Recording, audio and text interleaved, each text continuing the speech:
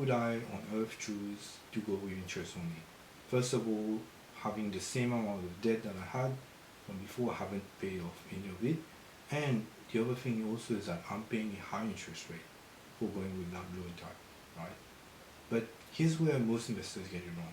Interest only can be a very powerful tool if you know how to use it. And let me explain to you how. There's something called an offset account when you go for interest only or principal interest that you can add to a loan. And if you can use the offset account to put down any extra repayment that you have to pay, if let's say you were to pay the principal, put that in the offset account, it sort of gives you the same type of situation, because you're paying less interest, having the cash sitting there in your offset account.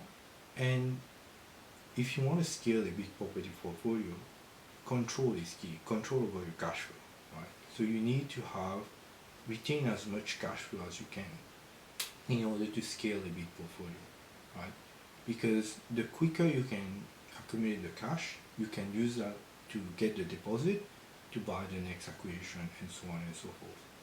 So if you pay down principal and interest, that would heavily hemorrhage your cash flow, and that would stop you from acquiring a lot of property, because after 2 or 3 properties, the amount of cash flow that you're going to be hemorrhaging from your bank would be enormous, and you wouldn't be able to continue acquisition.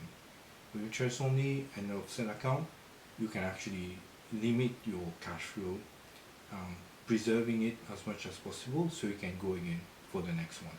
So this is the main thing that you should take from this video.